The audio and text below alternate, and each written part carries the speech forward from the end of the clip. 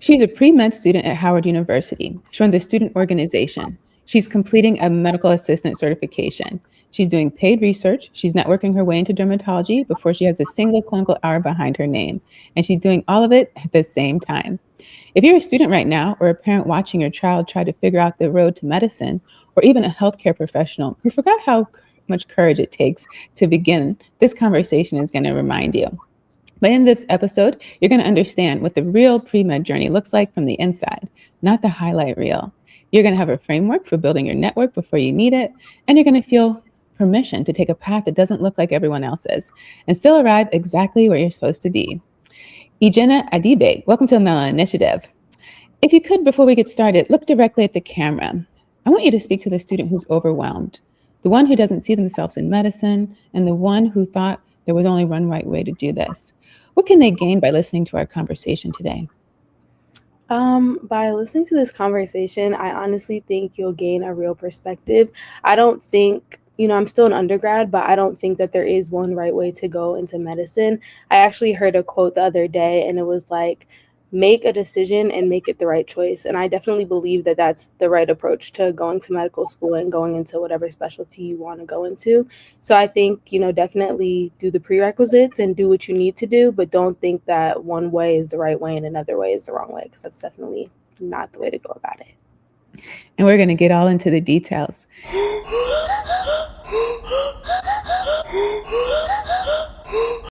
If you're new here, welcome to the Melanin Initiative. I'm Dr. Kimberly Madison, a doctorally prepared nurse practitioner and the co-host of Melanin Initiative Podcast, along with Alicia and Geraldine, who send their love in their absence. We're a health literacy podcast. When we say health literacy, we're talking about your ability to obtain information, to understand that information, and then to use it, to advocate for yourself and others. We have two missions here. The first is to promote health literacy, to break down complex information into simple language that you can understand. The second is to elevate the expertise of nurses, to bring awareness to all the diverse career opportunities in the healthcare industry, and to let all of our peers know all the different ways that they can leverage their education, both taking care of patients, but also as entrepreneurs. If you haven't already, this is your chance to subscribe. Give us a thumbs up, leave a comment or two, share this episode with at least one person who's thinking about entering the healthcare industry. Every time you engage with our platform like this, it shows the algorithm that this information is important, so that when people like you look for topics like this on Apple or Spotify, we'll show up higher in the search results. Remember, this show is for educational purposes only. The opinions expressed here are opinions alone. They are not a representation of any of our affiliations. If you think you might be having a medical emergency, you should seek medical guidance and medical attention from your healthcare provider. If you or someone you know might be having a physical emergency, you can call 911. If you think you might be having a mental health emergency, you can call 988 or text 741-741. Ijenna, so I'm so excited to have you on the show. You are our second guest star in our series, Becoming a Physician.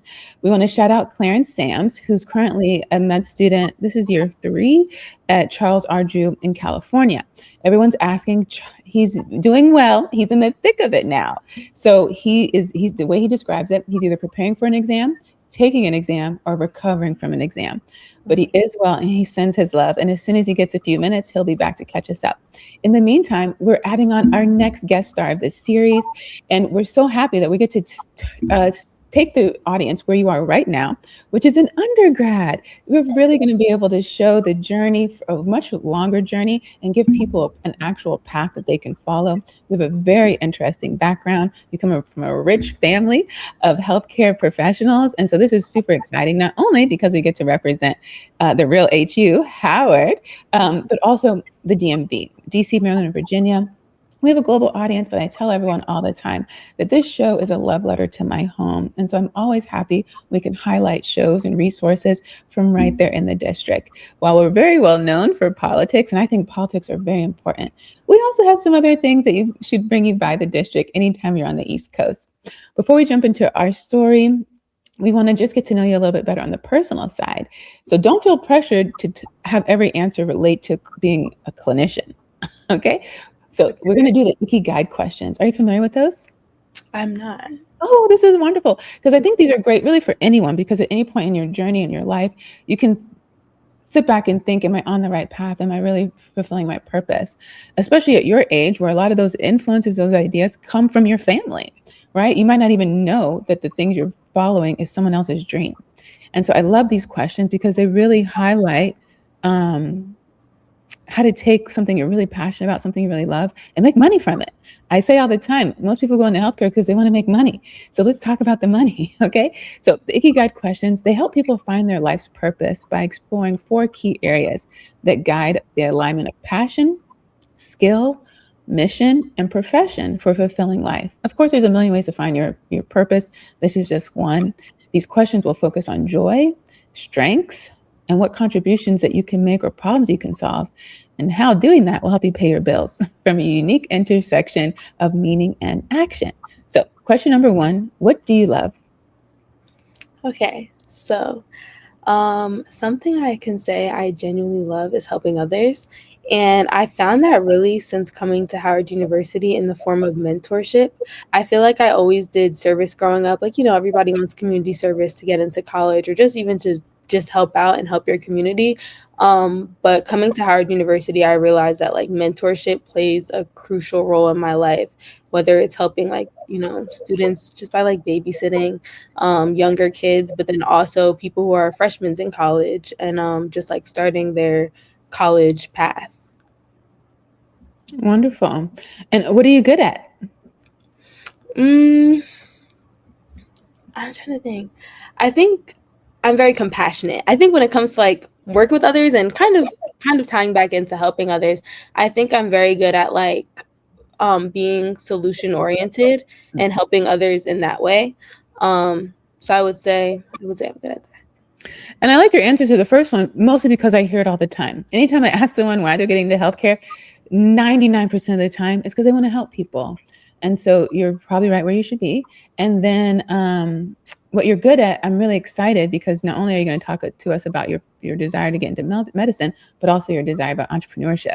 And I tell people all the time, don't just see yourself as that doctor, that nurse, or that nurse practitioner. I want you to see yourself as a problem solver. If you see yourself as a problem solver, you can solve any problem anywhere at any time. And people will pay you for that. Okay. What does the world need now? I think something that the world needs now more than ever is representation. I think for especially African Americans, I just think there's not a lot of representation. And I feel like when you're a little kid and you're thinking about like what you want to do when you're older, I think it's very hard to have a mindset that I can be something if I've never seen that before. Like your mind hasn't even been exposed to it. So I think representation is definitely something that the world needs right now. We agree. And just you showing your face on this platform is playing a huge role in that, in helping us solve that problem. Without talking about what you do, your titles, or the roles that you play, tell us, who are you? Trying to think of the best way to answer. So my name is Ijenna Adibe. I would say that I am a loving person. I would say that I'm a bubbly person. I'm someone, as I already mentioned, who loves to help others and just be like very active. Just whether that's like exercising, whether that's active in the community, just overall, just helping people. I would say that's who I am as a person. All right. And our last question, if people remember one thing about your journey, what would it be?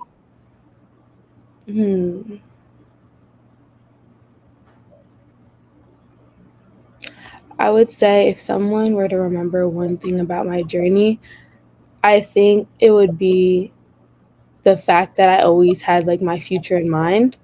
And I'm very goal oriented. Like that was always in my mind. So whenever there's hardship, whenever there's an obstacle, it's hard and it happens to everybody, but I always have my goal in my mind and that's always what gets me through it. I would imagine your family has something to do with that too, right? Yes, just a little bit. All right. We'll get to learn about them shortly. I want to make sure everyone understands what we're really talking about today, because this is not just a story about one student at Howard University. Historically Black university, by the way. If you're a student listening right now and you're navigating the pressures of pre-med requirements, all those extracurriculars, and figuring out how to stand out before you even have your degree, this conversation is going to show you that you don't have to have it all figured out. You just have to keep moving, stay consistent and persistent.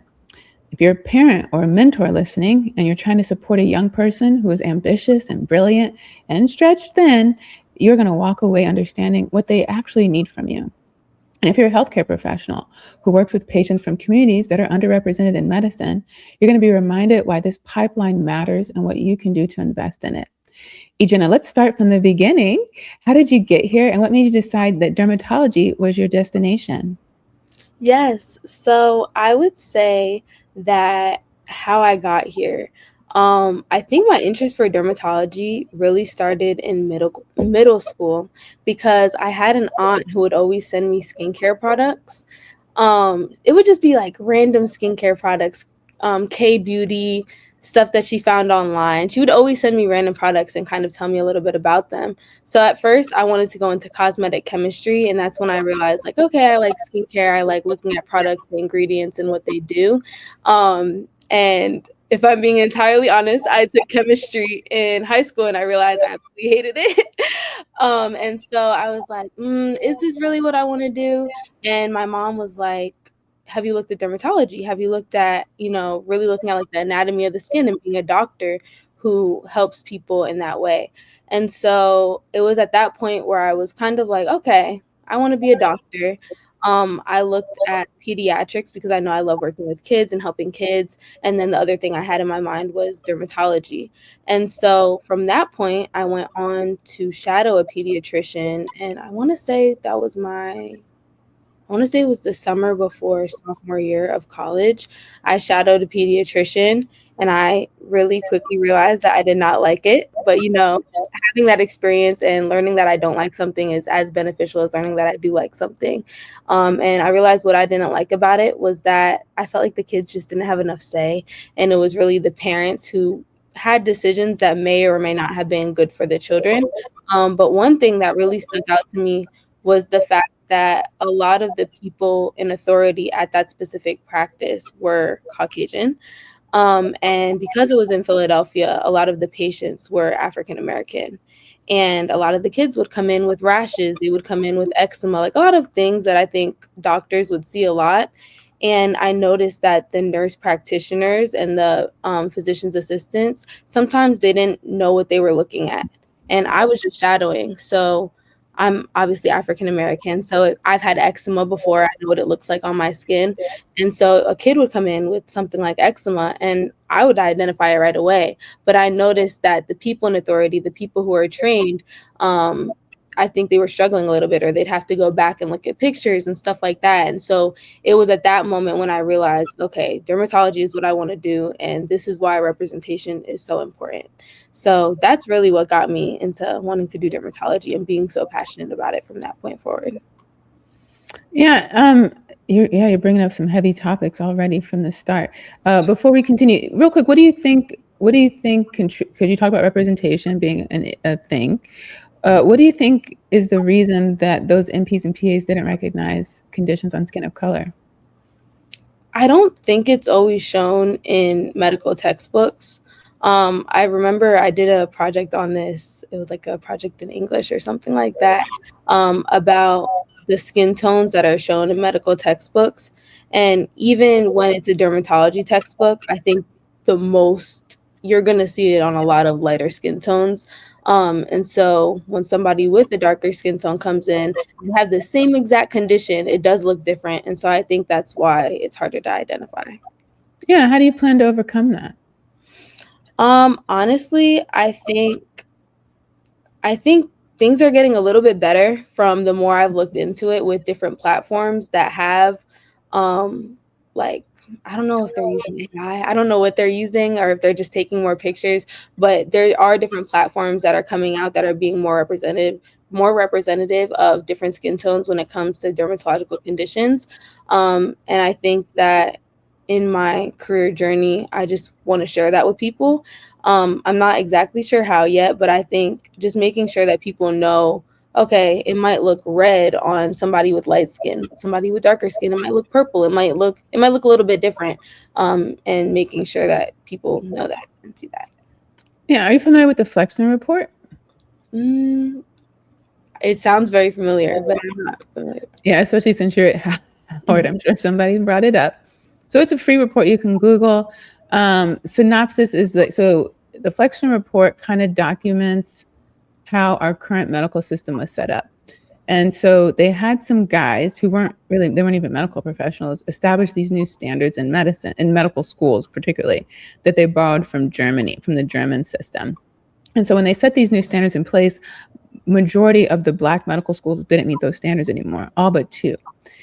And all women medical schools closed completely. I didn't even know there were all women medical schools until I read this report. And then my new obsession, plant medicine, is the oldest and still most widely used form of medicine. And in that report, it documents that they even really got rid of homeopathy. And so at the time, back in the day, women were using plant medicine to heal people. They were really healing people. But the people thought this was witchcraft. And so they killed like up to 40,000 women. And then it kind of was underground for a while. And they started this whole campaign of discounting plants, even though they use plants to make drugs. And even today, you still see this. You'll still see that we'll say, there's not enough evidence. Well, how do you get evidence? You conduct research. Well, how can you conduct research if you don't get funding? So from a capitalistic perspective, it benefits the dominant industry to put things in place that keeps them having a customer, because you need to keep making a profit.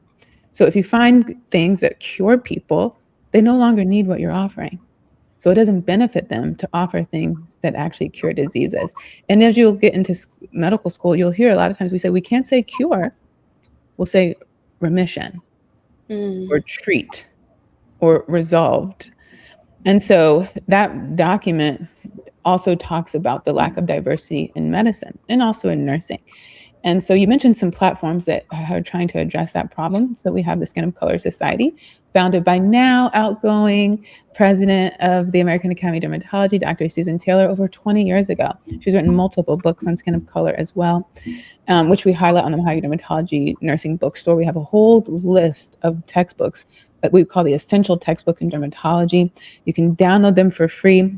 And in that PDF is an email template. So we ask that you email this to your schools of nursing and medicine. It takes less than 5 minutes, and ask them to add this list of textbooks to the required and recommended reading. That's the only way we can see improvement. So that society was started over 20 years ago, but still the numbers haven't changed. Less than 5% of dermatologists are Black or brown. We don't even know the numbers in nursing because we don't collect those numbers yet. And that shows up. It shows up in who's teaching. That teacher picks the textbooks. That teacher writes the textbooks. So we still see that gap even in medical images. We've had Nika Ford come on here. She's a certified medical illustrator. There's like only 1,000 of them in the world. 1% of them are Black. She's one of the 1%. Even she had trouble learning because she couldn't find images. So it touches everyone in the industry. That trickles down into the research lab. Who's conducting the research? What problems do they want to solve? I solve problems that impact me and my community. It's just that simple, right? And then who's invited on those research teams? That shows up when we talk about research and development. You're paying for products to be on the shelf. You have to do R&D. That requires funding. It means someone has to greenlight that funding and has to contribute to that funding. Now you have products on the shelf. They have to be regulated. The FDA does the regulation. They determine what companies do and don't have to test before a product hits the shelf, including sunscreen. They don't require sunscreen to be tested on skin tones like yours or mine. That's why when you go to the shelf, everything has a white cast. Yes, it's changing, but the majority, and for a long time, that's been the dominant norm. And today, people still don't use sunscreen because they think it's all going to be that white cast that they might have seen in the past. That also shows up in when that customer goes to the shelf and they try to find something and they don't find something that works for them because it wasn't tested on them in that research lab. It wasn't required by the FDA regulation. And so it trickles down all the way. And so, yes, we need all those changes, including policy. Policy is one of the most sustainable ways to implement change. We talked about the DMV being known mostly for policy, not a bad thing. I always tell medical professionals, especially in nursing, that's my specialty. When I step away from the patient, that's when I'm really being a nurse at 100%. Because when I'm just taking care of one patient at a time, I'm limited because I can only help that one patient at that time. And in 24 hours, I can only help so many patients.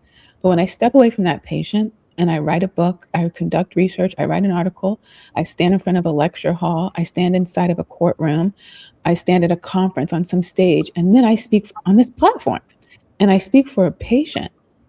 I'm speaking for a patient. Patients don't know how to ask for what they need. They don't know how to explain what the problem is. I can do that, and I'm able to serve them the most when I step away from actually taking care of them. That's what I've learned after doing this for like 15 years. That's what I have learned, is that's how I actually help the patient. And you'll hear so many people say that when they stop doing patient care, oh, I've stepped away from medicine. Oh, I've stepped away from nursing. No, you have stepped completely into it. Because now you are 100% dedicated to that. Instead of helping that one patient with their problem, I can help hundreds of patients because I've established a new policy. I put in a new protocol. I've helped that company have a new standard operating procedures. I've put out a textbook. I've written a whole chapter. Maybe I put out an app. So you mentioned some other platforms. We have VisualDx. Do you know VisualDx? Yes, I believe that's the one I was thinking of. Yeah. What do you know about VisualDx? I just remember hearing about it, how it's representative of multiple skin tones, and how I'm pretty sure you can like look up a condition and it shows it on a variety of skin tones. Yeah, love VisualDx. They have over 45,000 diverse images. They have the largest collection of image library. So for our audience, it's a website, it's an app, it's a clinical decision support tool. So as a medical professional, I go on there. It has all the organ systems, by the way, but we're talking about dermatology. So you go on there, you can put in your diagnosis, you can put in signs and symptoms. It can help you establish a diagnosis. It has an AI feature, so you can just take a picture and say, help me with this. And it breaks it down. And it even, so when it includes like the text information, this is what this is, these are your differentials, this is what you should consider. It even has a skin of color consideration section. Hey, by the way, if you're treating someone on skin of color, these are some other things you should consider. So I love them over there. They've been a wonderful partner to me. If you're a member of the Society of Dermatology Nurse, no, if you're a member, Society of Dermatology Nurse Practitioners, Dermatology Nurses Association, and DNPs of Color, you actually get a discount by subscribing to their app. And you can use it at the point of care, which is always good. If it's on your home screen, you can be taking care of a patient, boom, boom, boom, boom, boom, ask a question, boom, boom, boom, boom, talk to your patient and keep it moving. That's great. I think that's an amazing platform. But they actually partner with medical schools, and I've been trying to help them partner with more nursing schools. And so I'm pretty sure they're with Howard, so that you guys have access to that tool while you're in school. Okay. But yeah, tell all your friends about the Flexner report. It's really important that you understand the system that you work for, because they're teaching you how to be an employee of the system. Like that's the mindset that they're going to teach you. So you have to then take your time, be interested outside of those hours to learn about the broader system. Because no matter where you go, everything has an agenda. There's nothing wrong with having an agenda.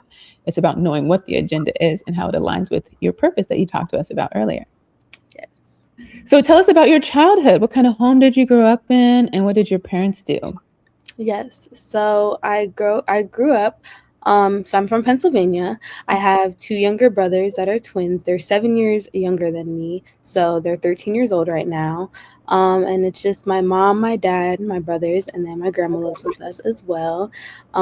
For work, my mom works in public relations. She works for a water company. And then my dad is the prosthodontist. So he's a dentist. Wonderful. And what kind of influence did they have on you as a kid? Did they make you do certain activities?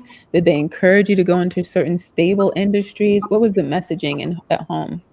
Yes, I would definitely say my parents kept me very, very, very active as a child. It was always school comes first, always, making sure I had good grades and everything like that. But I was always doing an instrument, a sport, something. So all the way up until college, really, I was active in extracurriculars. So I was volunteering, I was doing a sport. Up until middle school, I believe it was an instrument. On top of that, in the summers, it was like a summer camp, a public speaking camp, a sports camp. So I was very active in those things. And you'll be the first person in your family to pursue medical school? No, I will not. So my dad, his siblings are actually all doctors, and my grandfather is a doctor as well. So One of his siblings is a pediatrician, another one is a family doctor, another one is a pediatric surgeon. So they're all in medicine. Okay. And have you considered anything else? I think it's really just, well, I will say I consider psychiatry in terms of medicine. I considered psychiatry, pediatrics, dermatology, of course, and then outside of medicine, I think I might fall back onto that cosmetic chemistry. I think because the cosmetic aspect is something I've always just loved and been interested in. So I think that would be my alternative if it wasn't medical school. Okay. And what made you choose Howard University? Yes, so the area I live is Lansdale, Pennsylvania. It's predominantly white. And I think I kind of have the basic story of wanting to go to an HBCU. I grew up around a lot of people who didn't look like me, and I wanted that HBCU experience. I wanted to be surrounded by people who look like me, and I wanted to not be the minority. I wanted to be the majority. So it was really that. And then when it came down to actually deciding what school, it was my parents who were like, you're going to go to the top. If you're going to go to a HBCU, you're going to go to the top one. So I applied to Spelman, Howard. I applied to other ones too, Xavier, Morgan State. But I think it really came down to Spelman or Howard, and Howard gave me the most money. So it ended up being Howard. And as far as schools outside of HBCUs, my other top school would have been Rutgers University. And between Rutgers and Howard, Howard also gave me the most money. So that's where I ended up. I made a similar decision about where the money was. When we look back at your childhood and we think about, okay, you're being influenced now about going into medicine, you're getting these subliminal and sometimes very direct messaging. When you think about your childhood, what were you doing at that time that you think, oh yeah, I was already pursuing medicine even back then? I don't know if there was a time where I really thought like, okay, I'm already pursuing medicine, but I think being that my father's side of the family is Nigerian, I think there's always been that influence. I don't know if you've heard this before, but people always say like, they're joking. My parents are supportive, but it's either like you're a doctor, lawyer, engineer. And those were always like the three kind of options that were presented to me. So I think I kind of fell into that. Like I was going to be one of those things. I always loved science. I always loved math. And so I think eventually it kind of just ended up being medicine. Yeah, so at the time as a kid, you wouldn't know you were doing that, but now that you're a little bit older and you can reflect back, because you mentioned you did some community service, right? So when you think about those opportunities and you think about what you were doing, do you think like, oh, even then I was honing these skills that I need when I apply to this really competitive program? So whether it's community service, certain books that you used to read, things like that. I think it was just like the helping people aspect of things, especially like in community service. It was a lot of different community service that I did, but it was ultimately just helping people. And I think talking to people of different backgrounds was a skill that I developed very early because of doing community service. On top of the fact that I'm just social as is, but definitely doing community service, you meet so many different people, whether it's the people you're helping or the people that are helping you to help other people. I just met a lot of people at that time. And I think that's definitely a skill that I was able to build on, just like hearing other people's experiences and seeing gaps in their communities or seeing ways that I could help based on what they're telling me. I definitely developed that early on. And so for the little kids who are listening, who are in grade school, middle school, even high school, and they're like, I want to be like that too. What are some things that they could be doing right now to prepare for that? Like how early did you start the community service? I started very early. I would say I always grew up doing community service. That was something that my grandma definitely emphasized from the time I was like 5 years old, donating my $1 to Haiti. I vividly remember that moment. But even just growing up, I think different things influenced me to want to do community service, whether it was like National Junior Honor Society, and community service was a requirement for those things. But then also having that influence of my grandmother who put in me like, this is something that you should want to do, not something that you should just have on your resume. But for younger students who are looking to maybe get involved in community service or any type of leadership opportunity, I definitely think the first thing to do is to Google things in your area. Whether it's like a soup kitchen, or for me, something big that I did was Cradles to Crayons, which is an organization that gives necessities to students in need or children in poverty. So it could be books, it could be school supplies, it could be clothing, just things that they need to thrive. And they have that not just in Philadelphia. I think they have in Chicago. It's in a lot of different cities. So looking up different organizations like that is definitely the first step. And then also seeing like what you're passionate about. Because I didn't find out that I loved mentorship until I got to college. And if I knew about that earlier, that might have been my preferred form of service. So I think thinking about what you enjoy doing and just doing a lot of research on different things, because you don't want to go there and just do service to put on your resume. You want it to be something that you genuinely want to do. A heart attack does not always look like the movies. It does not always come with someone clutching their chest and falling to the floor, especially not in women, and especially not in Black and brown women. Here are the signs: chest discomfort, pressure, squeezing, fullness, or pain that lasts more than a few minutes or goes away and comes back. Discomfort in the upper body, one or both arms, the back, the neck, the jaw, or the stomach. Shortness of breath with or without chest discomfort. And other signs that women more commonly experience include nausea, lightheadedness, and unusual fatigue that comes on suddenly and feels different from normal tiredness. Women are more likely than men to have a heart attack without classic chest pain, and research shows that women's symptoms are more likely to be dismissed by care teams and by themselves. Do not dismiss yours. If you think something is wrong with your heart, call 911. Do not drive yourself to the hospital. Do not wait for symptoms to pass. Aspirin may help if you are not allergic, but call 911 first. Know the signs, trust your body, act fast. This message is brought to you by the Melanin Initiative Podcast, where we simplify health information so you can advocate for yourself and the people you love. Find us on Apple and Spotify. Okay, so I heard some key things. I want to spend a little bit of time there. So you mentioned honor roll, right? So that was a messaging that you received, right? I need to have really good grades if I want to go into med school. So you decided that you were going to pay a lot of attention to your studies and be an honor roll. Honor roll is a sign that, okay, you've achieved a certain caliber of grades. That was a requirement, was tied to community service, right? So even back then you were really already on the pathway. Did you have to have tutoring or anything like that? Or you were pretty strong already? I did. I had tutoring. When was it? It might have been 5th grade. It was in elementary school at one point. I was reading at a lower level. And so I did have tutoring for a little bit at that point. And then I don't think I had much tutoring after that. I will say though that my parents, they did stress the grades very much. And so if there was a time I wasn't doing well, my dad was like the math person and my mom was always like, public relations. She was helping me with English and stuff like that. And so if there was a time that I was struggling, my dad would give me practice problems and I would be doing that at night or over the summer, like buying me those textbooks to help me, keep my brain fresh over the summer. Okay, because we're also talking about access and privilege, right? For people who are listening, maybe they don't have two parents at home who can help them, who are strong. Maybe they have two parents, but maybe their parents aren't strong in those topics. That's very common.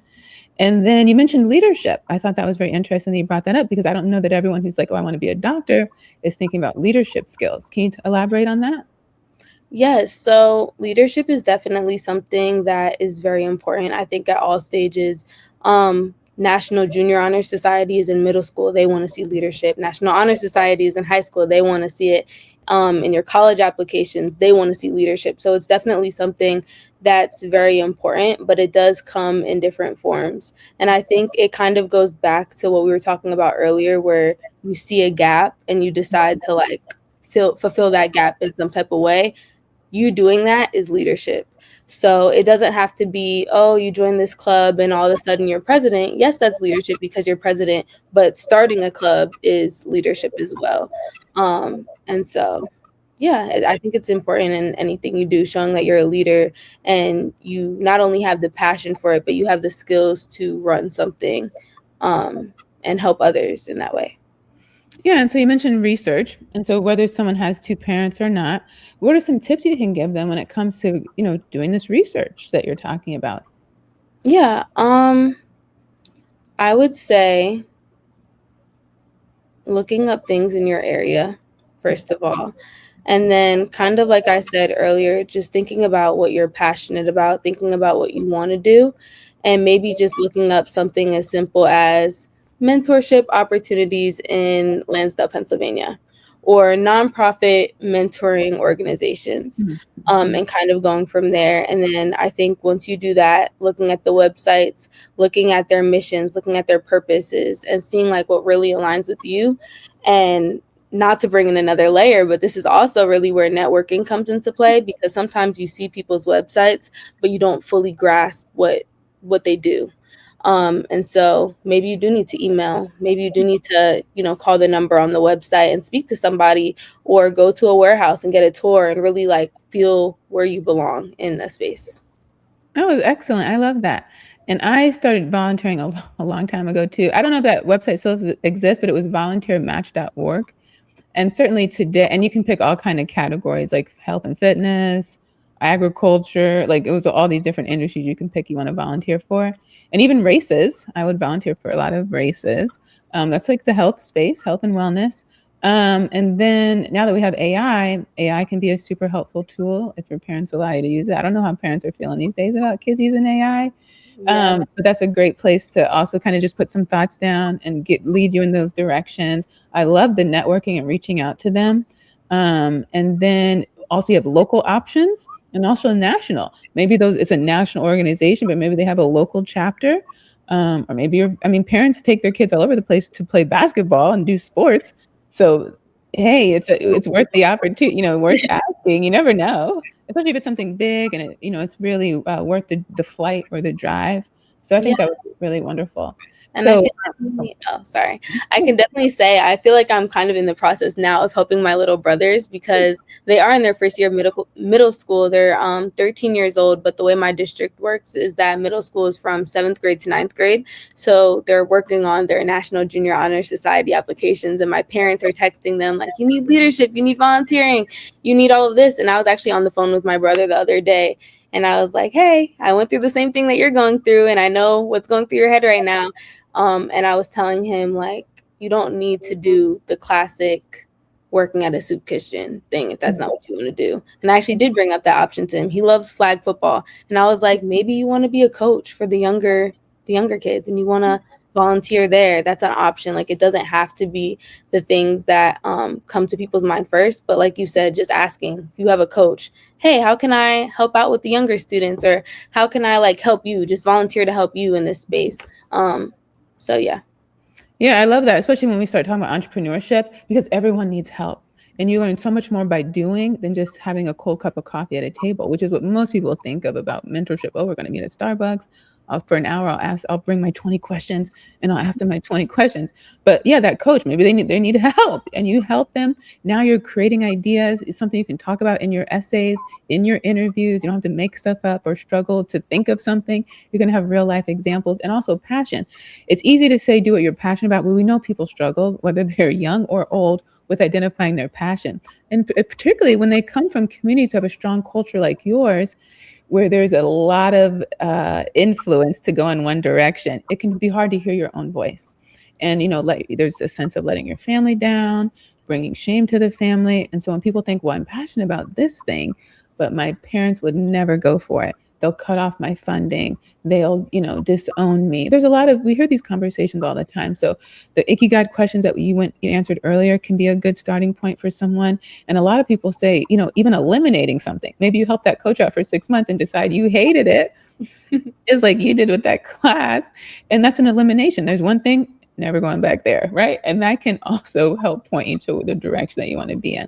So when it came to picking out a school, did you just know about these schools? Or like, how did you decide that you wanted to go to HBCU? Yeah, so I knew about some of the schools just because I was in African American Awareness Club. And so something that we focused on for our Black History Month performance was actually focused on HBCU. So I ended up doing a little bit more research than your average student might just through that. And then my guidance counselor had introduced us to the Black Common App. At that point. So there's the Common App, which most people use to apply to different colleges, but then there's also the Black Common App, which focuses on the HBCUs. So that was a platform. I think I mostly applied through the Common App, but I definitely did check out the Black Common App. And because I knew that I wanted to not be the minority, I think I took a little bit further of a step in looking up HBCUs, and because I knew at that point I wanted to go into medicine, which ones have a good programs, which ones are known for pre-med students, and so that was definitely something that I did. Now that was a gem right there, what you just told us. And then, so you had, and the name of that the group you had at school? African American Awareness Club. In Lansdowne? Yes, Lansdale, Pennsylvania. It was at my high school. It's like similar to a Black student union, I would say. Yeah, but I was surprised you had it because you said it was a predominantly white institution. Yes, it is predominantly white, but I will say my high school was bigger than your average high school. My graduating class was over 1,000 students, even though the school only goes from 10th grade to 12th grade. It was like over 3,000 students in the school. So there were a good amount of Black people, but it was through all 3 of those grades. So it was just a club. We could go after school. We could all hang out. Sometimes, not too often, but they might have like somebody who graduated from the school and went to a HBCU like come back and speak, or we might watch a movie together, or we might just be preparing for that show that we did every year. And so, yeah. Well, that was a huge opportunity. And if someone's listening to this and they don't have that yet, that's a wonderful leadership opportunity. And I personally, when you get ideas, it doesn't have to be you alone. Maybe you can find a friend and the 2 of you can get it started. And because it's heavy lifting, it's work. It is. And so you can split the responsibility, the work, the credit, and the feedback amongst each other. So that's a wonderful opportunity. Okay, so now you've done that. Now, when you applied to all those schools, did it cost money? Yes, it does cost money to apply for schools. I would definitely, if I had done this process all over again, I probably would have asked about the waivers and like how that works a little bit more, because I do know that there are ways to get the application fees waived for your schools. So I definitely would have looked more into that. So for anyone watching that might be in the process of applying, definitely ask your schools about that. And sometimes the schools themselves, individually on their websites, they might have codes that would help you not have to pay, because they can definitely add up depending on how many schools you apply to. Did you work through high school? I was not really working during high school unless it was in the summer. I think it was right before, when did I start working? It was after graduation. Actually, I started working like consistently, but I was a babysitter. So that was something I did occasionally. And so before we finish with your high school journey, for someone who's listening and they have 3 options in front of them: dedicate their last few years in high school to sports, get a job, gain some skills there in the workforce, or spend all their time doing community service. What advice would you give them? Because they're also trying to make those good grades and stay on honor roll. So they got to come home and study too. They are. I would say grades definitely come first.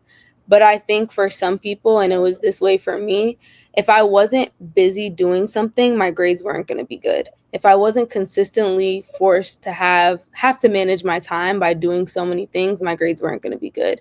So for me, it was better to do sports and community service and do a trillion things at once, because it forced me to manage my time. But if I were somebody else and I was in this position, I think you should definitely think long term. I think if you have a sport and you absolutely love your sport and the colleges are looking at you and you can go full ride for basketball or whatever it might be, I probably would focus on my sport and maybe cut down on the service hours. I wouldn't eliminate it completely, but maybe cut back a little bit. And I think colleges look at all of those things, and I think they take everything into consideration. I don't think that they would look at somebody who maybe is a D1 football player. I don't think that they might look at all of those leadership roles and the volunteering as much, because they know that football is their primary thing. However, somebody who's not as involved in the community or not as involved in like extracurriculars, I would say, maybe they're kind of wondering, hey, like, were you just doing your schoolwork that whole time? And for some people that is the case. But I think if you're not somebody who's doing sports or an instrument or something like that, they might be looking for more of that leadership or more of that community service. So I really just think it depends. And with all those things you were juggling, how would you rate your health at that time when it comes to sleep and working out and stress, eating? I honestly think I balanced it a lot better in high school. I don't know what it is. I think because I was doing all of those things almost my entire life, it became normal. And so, yeah, I really think it became normal. Like, it was a schedule of, I have class, school day ends, right after that is track practice. And sometimes it was like right after that is basketball practice. And then I go home and I eat and I do my schoolwork and then I go to sleep and then I wake up and I just do it all over again. But I was just doing it for so long that it never really felt super hard to me. But I will say that, like, I had friends in all of those things that I was doing. So in terms of like my mental health, having a community and everything that I was doing made things a lot better. Like, I had friends in basketball, I had friends at track. And so when I was doing things with like the people I loved, I felt like it didn't feel like work at all. It didn't feel like I was doing a million things because I was doing it with people who made me happy and I was doing something that made me happy. But how would you rate your health, your quality, when you think about the recommendations? Drinking water, getting 8 hours of sleep, working out X amount of minutes per day? I would rate it like a 7 out of 10, maybe 8 out of 10. I think sleep would have been the biggest issue at the time because it's high school. I'm waking up early, I'm going to bed late. But I think in terms of like physical activity, I think it was good. I think in terms of social engagement, I think I was good. But I think sleep was probably the biggest factor. And I can say doing sports, our coaches made sure that we ate before everything. They were very good about making sure, like, okay, before this, you need this amount of carbs or you need to be having this amount of protein. And so I think that it was something I was very cautious about. Oh, okay, that's good to hear. And then in any of that time, were you learning about personal finance or asset management? I don't think so too much because I wasn't making money. And I think at that point, because it's not that I didn't want to work. My parents didn't want me to work in high school. And I think their thing was that if I start making a little bit of money, then I'm not going to want to do the extracurriculars because I'm going to want to continue making money.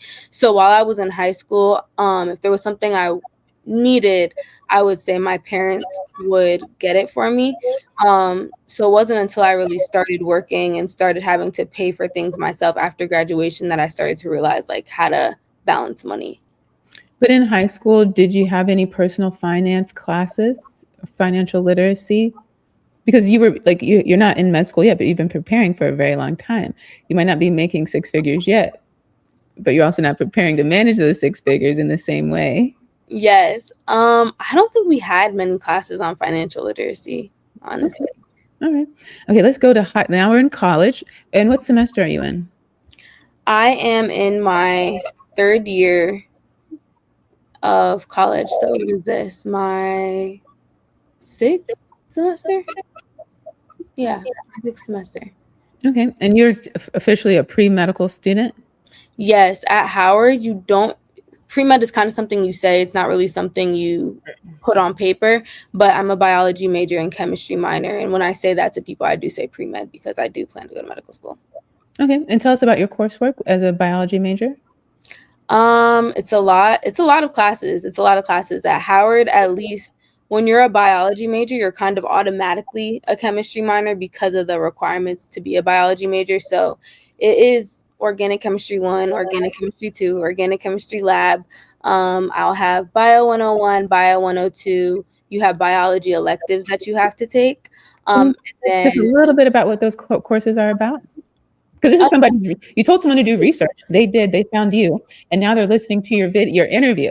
And so they want to know exactly what they're going to sign up for because they didn't do so good in biology in high school. And now you're telling them this is the way to go. Yes. So a little bit about the courses. So like biology 101 focused on like DNA, RNA, the cells, the makeup of the cells, things like that. Biology 102 focused on plants. Actually, we very much focused on plants at that point. General chemistry 1, general chemistry 2 was focusing on like volume, pressure, a lot of formulas. Yeah, a lot of formulas. People will say chemistry is really math and math is really chemistry. You ever hear people say that? Yes, it was a lot of math, like way more than I was expecting. I did take it in high school, so I definitely think that if you go to a high school where maybe it's not a requirement, but it's an option, I think that if you're considering pre-med, you should definitely start in high school, because seeing it twice is what really made me stand out from, I think, a lot of my peers, because some people were seeing it for the first time. And I think it's a lot harder to see something for the first time in college. So it was that. Organic chemistry, as I say, it's a language. It definitely is a course that will take up a lot of time, but it is doable. It is manageable. You just have to put in a lot of time. A lot of structures, right? Looking at the structures, getting Yes. If you're a pattern person and you like plug and chug, I think you can do really well. I agree. And if you're somebody who can memorize and finding patterns and being able to memorize them is definitely very beneficial for organic chemistry. Genetics will focus on, it's kind of an extension of biology 101, biology 102. So you are going to look at like DNA, you are going to look at like reproduction, things like that in genetics. I would say those are the main courses, and then you get into biology electives. And so that's when they give you a bunch of courses and you get to kind of decide, and you have a lot more flexibility. Sometimes if you're somebody who's interested in environmental science, let's say you might want to take plant physiology. However, for me, who's interested in going to medical school, I took animal physiology. So that's when those like options kind of come into play. And sometimes people take the classes that are the easiest because you want to get the A and you want your GPA to be up for medical school, which is not a bad idea at all. But at the same time, you do want to expose yourself to different things, because I think the same way that it's easier to see something for the first time in high school than it is in college, it's easier to see something for the first time in college than it is in medical school. So I would say to be strategic about certain things. I know me taking animal physiology, I learned a lot, and I know that I'm going to have to relearn some of that stuff in medical school, and I'm thankful that I got the opportunity to see it now. Because it will help me later on. Mm-hmm. And what does it mean to have and beautiful, that was wonderful advice, by the way. And what does it mean to have a chemistry minor? What does that mean? A chemistry minor, I'm trying to think of the requirements, but basically your minor isn't something that actually goes on your college degree. It's kind of just a set list of courses that you take outside of your primary courses. So because my biology major required me to take organic chemistry 1 and 2, organic chemistry lab, general chemistry 1 and 2. Because there were just so many chemistry classes required for biology, it kind of automatically made me a biology minor. However, if I were somebody who was a biology major, but I took a lot of business classes on the side, maybe that's something else I'm interested in, that set list of courses now became my business management minor, if that's something I wanted to do. Yeah, beautifully said. And I will say, a lot of times when you're getting advice, they'll say, oh, don't memorize, really want to understand the concepts. And that certainly applies, especially as you move forward. And there's a lot of other courses where that applies. But I really feel like chemistry is memorization. So if that's a strong suit of yours, I think you'll do really well. I love that you talked about strategy. I was a really strong student all through grade school, and I got to college and I realized I didn't have a strategy, that I was just doing so well because of the way the teachers were presenting the information over and over again. You see the same thing for 6 weeks and then you take a test. I didn't really appreciate that repetition until I didn't have it, right? You go to college, they talk about something for 20 minutes, 3 weeks later, you have an exam, you only get 3 opportunities. And if you don't catch it the first time, you don't get another time. So it took me 4 years to get a strategy. And so that is, and like you said, your GPA suffers along the way if you don't have one. Yeah, for sure. And I think something that I learned very quickly on, and I tell this to my mentees now, in college, you have professors, and in high school, you have teachers. They're not there in college to really teach you the information. That's something that's up to you. And so, a lot of times in high school, you hear that won't fly in college, or you're not going to have free time in college.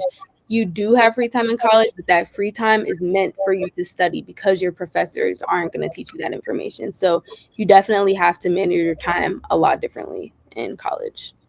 I think that's a wonderful distinction. And part of the argument, I think a lot of people, and everybody's style is different, but there's always the argument on whether someone's going to take a course in person or online. And they'll say, because, I want to be there in person. And to me, look, I've done all of it, in person, online, you name it, college, big university, community college, the whole gamut. And for me, at the end of the day, my grades reflected what I did at home. It just did, and so and the more I did at home, the better I was in class, whether that was in person or on the computer. It was the discipline I had and still today as a clinician. All this other stuff I'm talking to you about, the Flexner report, that wasn't any class. That was me, recognizing the gaps, feeling that representation missing. That's me coming home after work or after school and looking it up, doing the research that you said, right? Not getting paid to do that unless I charge people. But it's an internal discipline that you have. So when we talk about practice, you get to determine your practice. You get to determine what you focus on. And as you move through school, especially once you get out of undergrad, it becomes less about that professor who picks, say there's 50 questions, 500 question bank, they pick 50 that they happen to like. You might not have studied any of those 50 questions. Yeah. But as you move on into further your education, you'll get the opportunity to focus on what you're really strong in. So I think that was great advice for undergrad, and you did a good job explaining between the major and the minor. And again, that's another thing, like you have this other interest, so you take a lot of classes and you say, okay, I have a minor in it. That means I studied a lot of it. And sometimes we get distracted by degrees and certifications, like, oh, I need to have those. They're just reflections of the fact that you studied it a long time. It doesn't mean that you don't know. So if someone doesn't have one, it doesn't mean they don't know anything, right? It just doesn't have a certification with it. Even getting those certifications and degrees costs money. Those are businesses. And so you can go crack open a book, because every class has a book you can buy yourself.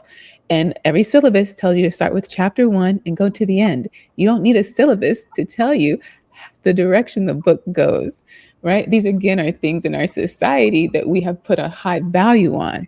But at the foundation of it, anyone can go get a book and open it and read it themselves. People go to school, people don't go to school. Some people make $1 million, some people don't. And it really comes down to that individual person and their own discipline.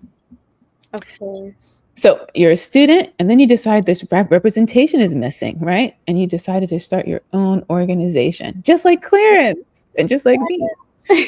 Tell us, and for anyone watching who thinks they might want to be part of this series, dermatology interest is not a requirement. It's a coincidence that the two of them have that interest. So tell us about that. Yes, so I currently serve as the president, and I'm the founder of the Howard University Undergraduate Society of Dermatology. And what really inspired me to start the organization was a few things. Obviously, at this point, I realized the gap in dermatology. There's not a lot of representation. That was something I realized my freshman year of college. Also in my freshman year, I realized how much I love mentorship, how much I love helping people, how much I love giving back and supporting the community. And so I kind of put all of these things together, and I was like, okay, I decided to go to an HBCU. I already know there's not a lot of Black dermatologists. I love dermatology. I love mentorship, and this is what I can do to help. And so that was really what made me want to start the organization altogether. And then from there, I kind of just went with it. I didn't really know what I was doing at all. I was never the president of something on campus. I don't think I was ever the president of something even in high school. But I kind of just ran with it. And kind of like I said earlier, you make a choice and you make that the right decision. And that's really just what I did. I love it, because you didn't have a degree, you didn't have money, and you just told us you didn't have experience. But you did it anyway, right? Yeah. And so that's why sometimes you'll hear people, one of these tech founders, they all go to Stanford, right? And they drop out like after the second year because they realize I don't got to be here, right? It's what I just said. Like, we put so much value in the certification and the degree, but they're only a reflection of your own discipline, your own passion. You can get it or not. You can still be very obsessed with that topic. Of course, you know? Yeah. And so you, by your own words, I hope you hear your own self-talk. You did all of this without all those things. There's someone who collaborates with me on the Mahogany Dermatology blog. Her name is Emily Chow. When I found out about Emily, that she existed, she was a sophomore in high school. Emily identified a gap, that her peers didn't take sunscreen seriously. They didn't take sun protection seriously. They're not thinking about skin cancer. Emily started her own podcast just to provide this quick little education and awareness. I told you she's in high school. She doesn't even have a diploma. Okay? Most people are waiting to get, in nursing, people get like 18 certifications, right? Because they're looking for confidence in a piece of paper that they already have. They already have the confidence. Emily's like, I don't have a certification. I don't have a degree. I don't even have a diploma, but I have a voice.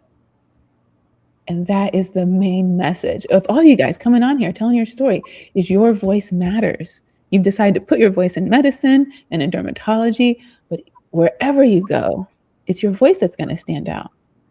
Yes. So what were the steps to getting this organization up and running? Yeah, so I think at Howard, you can only start a new organization every 2 years is when they open that window for students who want to bring a new organization on campus. And so I saw the email and I sat there and I looked at it and I contemplated for so long and I ran it by people. And honestly, the feedback wasn't good. Like some people were like, dermatology is just it's so specific. Like, why would you want undergraduates to be focused on dermatology? And that was something I had to sit with. I was kind of thinking to myself, like, why would I do that? But then I was like, dermatology is super competitive. So why wouldn't we want undergraduates to learn about it and learn to love it and get opportunities in it at this point in their life so that by the time they go through medical school and they go through residency, they already have that background.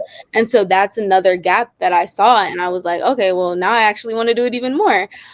So I sat there, I looked at the application. I needed to make a constitution actually for the organization. And to do that, I had went on Engage, which is a platform for Howard University. And a lot of schools have it, where it's just a list of all the organizations and you can see their constitutions and you can see kind of like pictures of them and stuff like that. And I started looking at similar organizations. I looked at their constitutions and kind of like how they framed what they do. And I kind of just made mine similar. I made it to me. I did use AI to help me with like kind of the planning and everything of my organization, like the purpose, the mission, stuff like that, and framing it to what I wanted.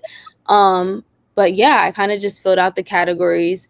And then I would say the next big step was the e-board, like who was going to help me execute this big mission that I had. And I would say that was another struggle that I had.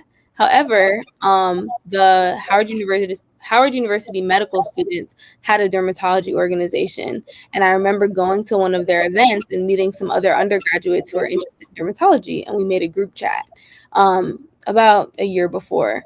So from there, I went to the group chat and I told them my idea and they love it, dermatology. So they were all on board. And I asked people who I knew were interested in dermatology or I knew who might have been good with money. And I just started asking people like, hey, do you want to help me with this? And from there, I was able to form my e-board. And once school actually started, we had our new organization fair and just organization fair.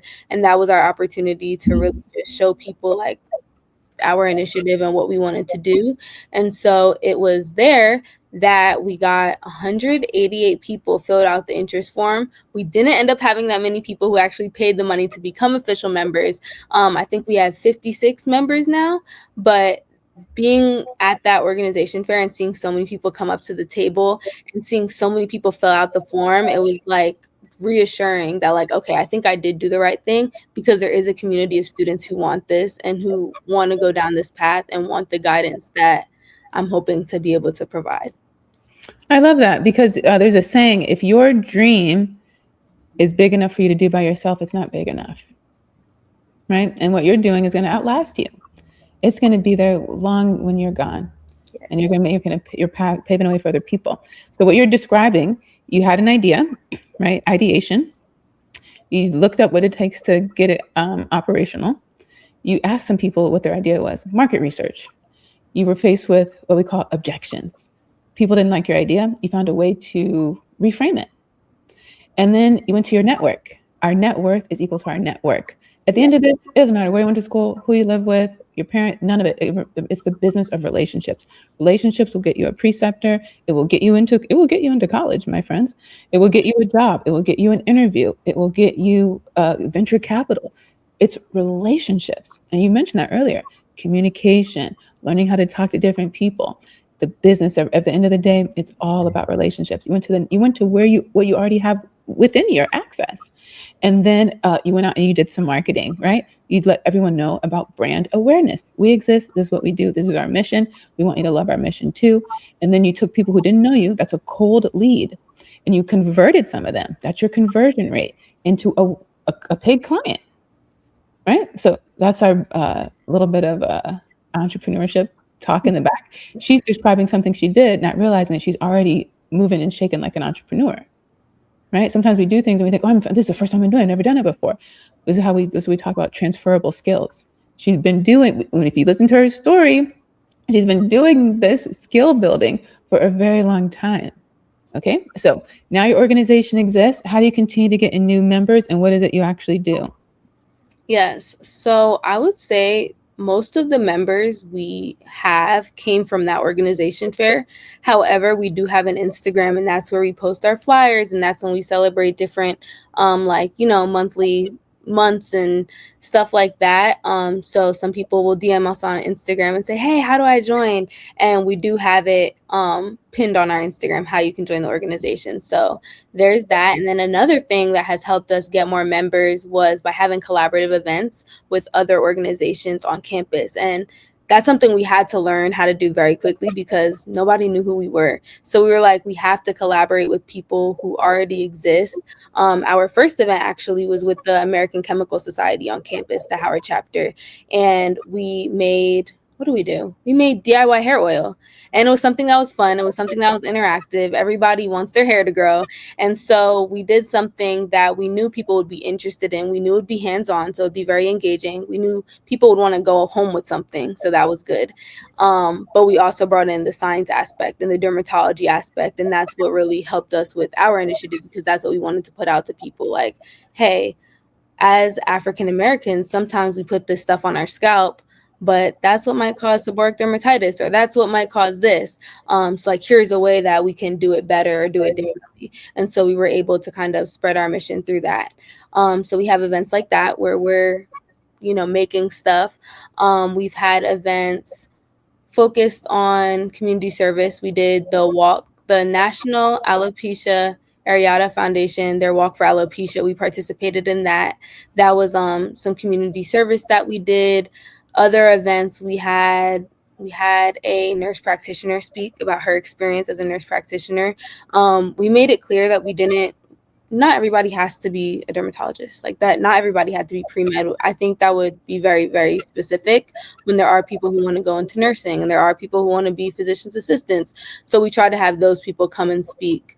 Other events, the Pathways to Dermatology from the AAD, we had somebody come and speak about that opportunity to just spread awareness about, hey, there are things for undergraduates in dermatology, and these are things that you can get involved in. So having people come and speak about different programs.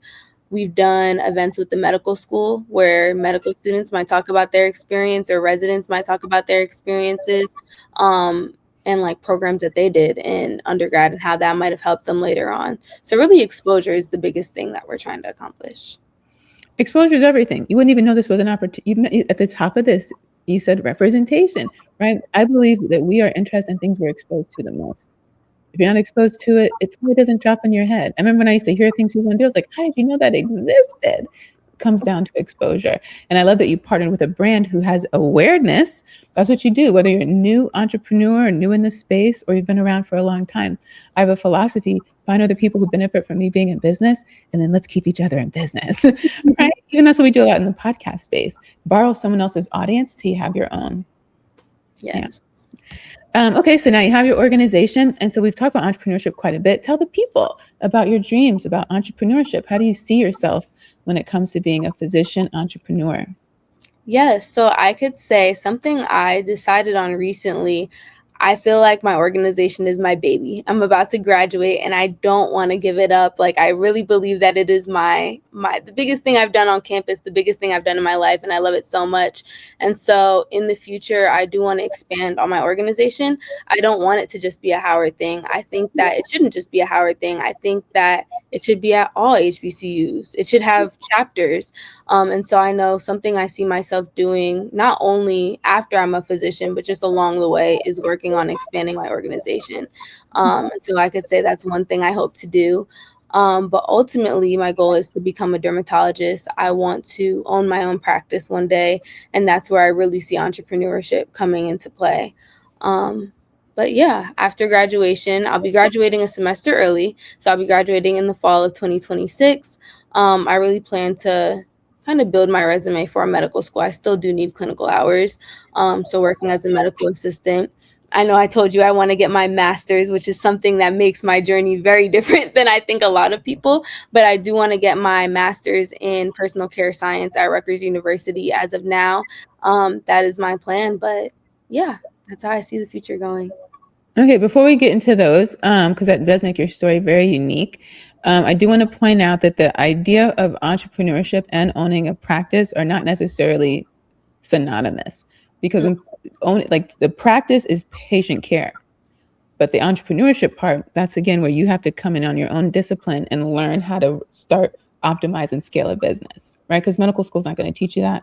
That's not going to teach you how to manage your money. That's what so all of us who are in this space now, that's what we talk about. They didn't teach us this. We're just figuring it out on our own. And sometimes it costs a lot to figure those lessons out. But you're so smart. I know you're going to do this way better than we did. And that's why we're here, so that you don't have to go this path, so that you can figure it out much sooner with less stress and less debt and more successfully. And so you mentioned, because this is a health literacy podcast, you mentioned having your organization in multiple HBCUs. That's what we call scaling. So you have your one idea, I want to be in my neighborhood up the street on this corner, but once it grows and you want to take it bigger than that, that's what we call scaling. So even if when you have your idea, like she had her original idea, ideation, and you go pitch someone, you want them to get on board, either just emotional support or financial support, they're going to want to know, well, how do you grow this thing? Because after we make our first 100,000, I want to make more. So what idea, how do you see this scaling? And that's where you come in as a visionary, as a founder, explaining, well, this is where we are now. These are the numbers we've been able to produce. This is how we see this thing growing. And that's how you get people to buy into your idea. So we're just pointing out some vocabulary words for people so they understand that what she's talking about is entrepreneurship. This is the vision. And a lot of you have these ideas. You just don't realize you're already talking it because we're already exposed to it. When you drive down your street, those are small businesses. It's not McDonald's and a convenience store and a gas station. Those are small businesses, family-run businesses. So the opportunity to talk to people, those mentorship, they're right there. But we don't even see it that way. Like it took me, I only realized this maybe last year, these are all small businesses. It's in your face and invisible at the same time. Yeah. You'll go fly across the country, send your kid over to another place when they could just learn right up the street. It's so invisible, yeah. But it's really everywhere. Even commercials.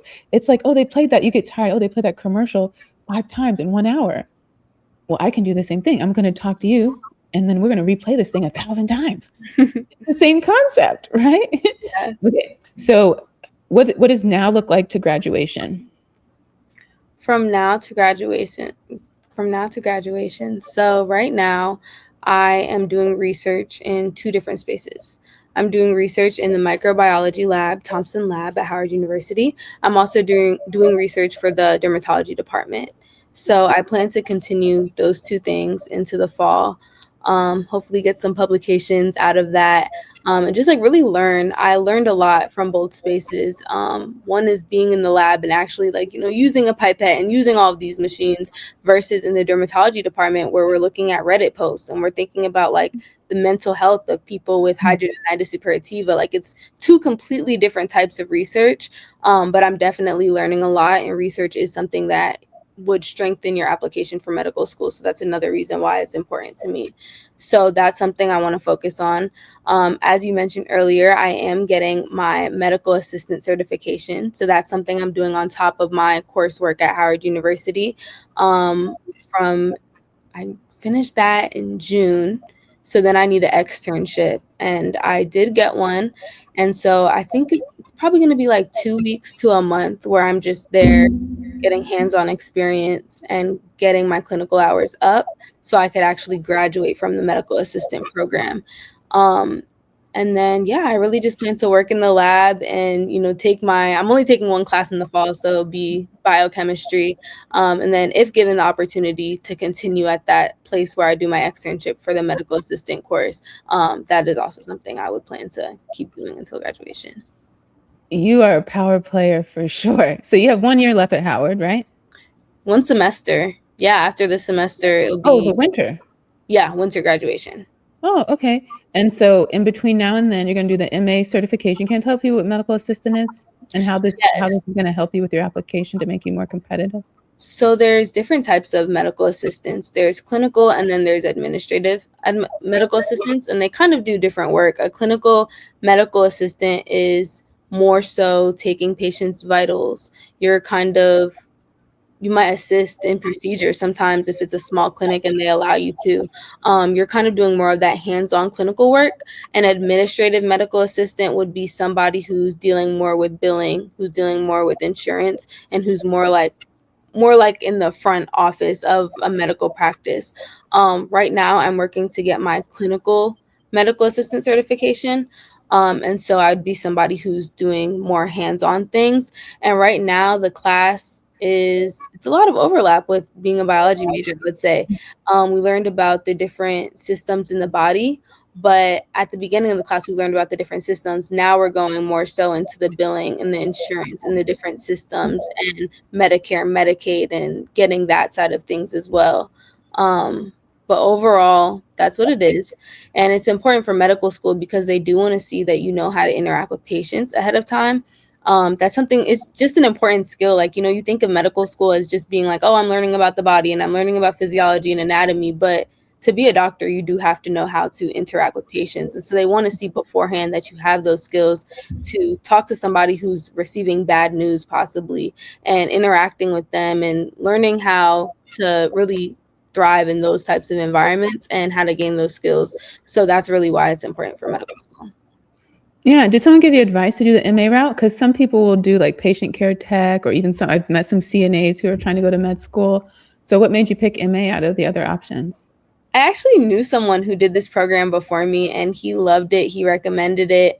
I talked to a resident at the dermatology practice where I was doing the research at Howard Derm, and she was telling me that something she think really helped her was becoming a medical assistant and doing it in a dermatology practice.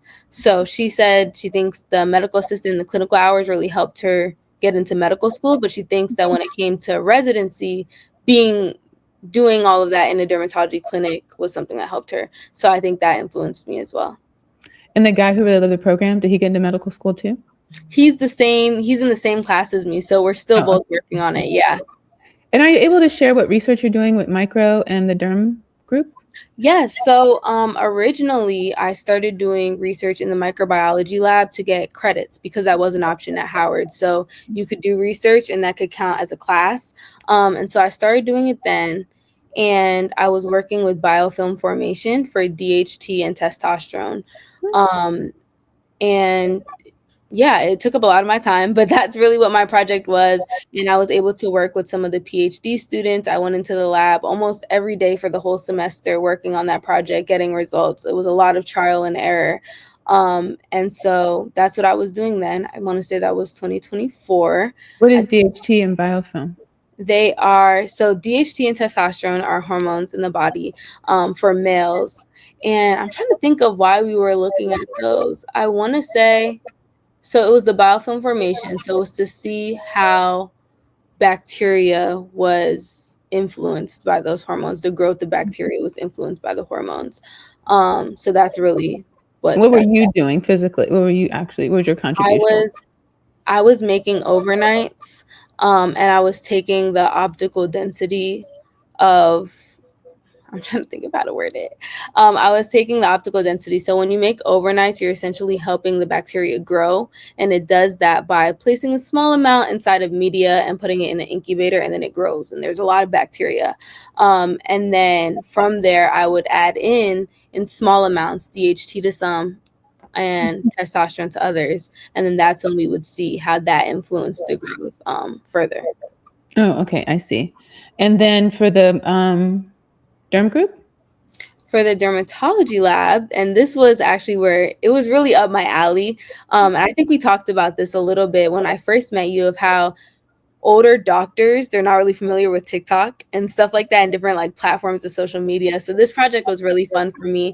But we were looking at how Hidradenitis suppurativa, which is a condition that impacts Black people unproportionately, how health education was through TikTok. So we were looking at TikTok and seeing how that was helping people learn more about HS. And so we went through a bunch of TikTok videos. We were typing in HS, hidradenitis suppurativa, dermatologists, and we were just looking at the videos and we were looking at the comments and what the content was. So sometimes there were people in the comments who are like, oh my gosh, you posted this video and I think I have HS, because it often goes undiagnosed or misdiagnosed in a lot of people. So we were trying to see how much people were really learning from those videos on TikTok. And so I forget how many videos we collected, but we went through those videos, we looked at the comments, and we kind of interpreted the content and the comments, and we were able to see like how many people were influenced. I focused on TikTok. I think other parts of the project might have focused a little bit on like YouTube, a little bit on Twitter, and those platforms as well. But it was really to see like how people were learning more about HS. Can you tell the audience what HS is? Yes. So hidradenitis suppurativa is a condition that causes swelling of, I guess you could say, like your sweat glands and your hair follicles in a way. So it's inflammation of those areas, and sometimes it causes your skin to kind of fold over itself and start scarring. It can cause open like lesions in your skin. And for a lot of people, it does impact them mentally because it can get very, very bad. It can get to the point where wearing clothing is uncomfortable, where people are insecure to go outside because it's just so noticeable, and it's dark. There's hyperpigmentation involved. There's sometimes like pus involved. Sometimes, it can leak through your clothing. So it is a very uncomfortable condition to have. And that's why it's so important to research, because like I said, it does impact Black people at different levels. Yeah, most people, like you said, they're not familiar. But if you ask them, hey, do you commonly, over the course of your life, have you gotten a lot of boils in your armpit, your groin, maybe even your buttock? And they'll be like, yeah. And then especially if you're the clinician assessing them, you already see this. So then them telling you their history, you make the connection. Then you start to explain to them what it is that they've been experiencing, the prognosis, how to go about treating it. It can be very embarrassing, but we want people to know that it's also more common than they think. And we do have options out there to help them manage their symptoms. And like you said, sometimes it can be so severe that it requires surgery, especially when it goes untreated. There are different levels of severity. And of course, anything that doesn't get treated can always get worse. So the TikTok thing, was this going to be published? Yes, it was published. So that was actually how I got my first publication, was this project. Right now, we're looking at something similar. We're looking at HS, and we're looking at more so like platforms like Reddit. So right now we're looking at Reddit, and to see like how it's impacting people's mental health. So what we did is we went on Excel and we created a sheet, and we put in different Reddit posts, and we kind of like interpreted what people were saying. Was it impacting how they view themselves? Do they seem anxious? Sometimes the Reddit was called HS, like, OMG, I have HS and I'm depressed.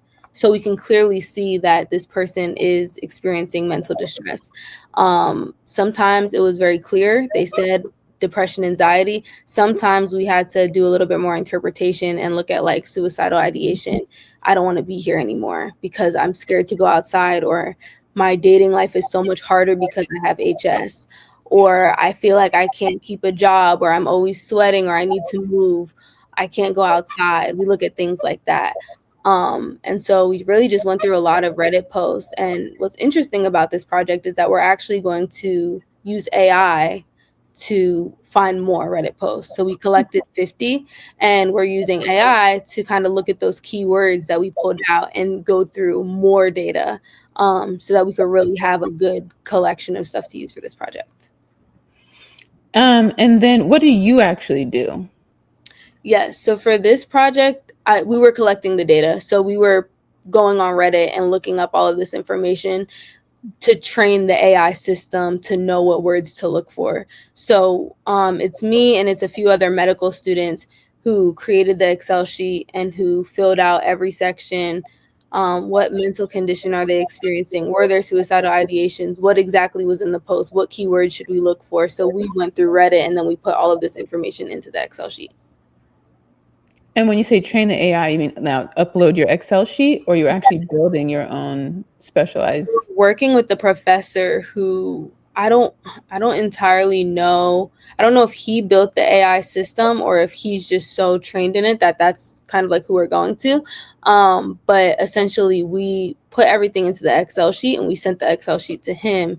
And so because we have so much data in that Excel sheet, he's able to put it into the AI system to find more stuff. And then we'll go from there. And where were you published at? What journal? It was the Journal of Drugs and Dermatology. I knew it. Yes. I knew it. Okay, that's one of my favorite journals, by the way. On the surface, I thought, I'm not going to like this. It's all about drugs. And I'm not a big fan of drugs. I'm just going to say it. But I love that journal and I always say there's someone there who's Black who's writing, because they talk so much about skin of color and social media. Like, you would have never have guessed it on the outside just looking at the title of the journal, but every single time they come out with a new edition, it's filled with it. So I'm so happy to hear that and to know that I was right. And I want to thank that journal. It's one of the first journals I ever really read, subscribed to. They offer complimentary subscriptions for NPs and PAs. And yeah, I just love that journal. And so really kudos to you, actually, for being published. Clarence was also published. I love research myself. I just came out with published twice this year, but in nursing, it's not a big thing, and I always say in medicine, it's like part of the culture, kind of because you have to do it to be competitive and to get into these programs. But also look what it does to you, right? It gives you a voice. You recognize that your voice matters. So then when people need someone to speak as an expert on a topic, they're going to go to someone who's confident and thinks their voice matters. And so that's why you always see doctors being asked to speak. But nurses, nurse practitioners, PAs, we're right there in the thick of it with patients too, but we don't see ourselves that way. And writing is, for me, one of those ways where your vision, your voice, your thoughts outlives you. Like I said earlier, right? When you put something down and it's written, you reach so many more people. And so you've done a beautiful job showing that research can be fun and exciting. I know it does take up a lot of time, absolutely. But also you get to solve those problems, like we're talking about at the beginning, a problem solver in research. And that's all research is. You have a question. You go look up some options. You implement those options. You evaluate if any of them work. And then you tell all your friends, hey, this worked. That's literally research. Like, it is, yes. Like, it's not, people always kind of think like it's this boring thing in the lab. And for some parts of research, it is that way. But also at the heart of it is just asking a question and finding some answers. Yeah, for sure. You're going to do something very unique. You want to go to Rutgers. Tell us about that program and how it fits into your long-term plan. Yes. So as I said before wanting to do dermatology, I wanted to do cosmetic chemistry and like learning how to make products. And so it was last summer, I had an internship at Kenvue, and it was in pharmacovigilance, so medical safety, and kind of evaluating how the products that we love, like Neutrogena, when they come out with those products, how are we making sure that they're safe even after they're on the market? Like how do you know that they're still safe? And so that's like why the number is on the back of the products, and that's why you can call the phone number. And so I learned about like, okay, well, what happens when you call this phone number and all of those steps? And at Kenvue, I was curious. I was so curious. Like, I was working in medical safety, but I was like, I know there's labs here somewhere. I know they're making products somewhere, and I have to see it. And so I went and I was able to make a Neutrogena serum, and it was the coolest thing ever to me. And I don't think I thought of it how most people would think of it. I was thinking about, when I put this product on my skin, what exactly is happening? How is this impacting like things that I see in the lab? Like, how is this impacting my skin biome? And how is it impacting this stuff? And so a lot of the people in that lab specifically had done a master's in cosmetic chemistry or product formulation or something like that. And so I had looked into it and I was like, oh, I want to do this too. And not necessarily because I think I need it for medical school, because I think with the publications, with the extracurriculars, and, hopefully, and when I do get a good MCAT score, I will be qualified to go to medical school. But the master's is something I think will strengthen my understanding. I want to be very well-rounded. And so I think knowing not only the anatomy and the physiology and everything like that about the skin, but knowing like how the stuff that people use on a day-to-day basis impacts their skin, I think is very important as well. And you did tell me that you're trying to go to Philadelphia and you need some help. Yes. So I think we're on the same page here with my organization. We had the opportunity to speak with, I'm trying to think. So it was a medical student who spoke with UPenn. So it was a Howard medical student, spoke with UPenn about a program that they have at their melanoma center.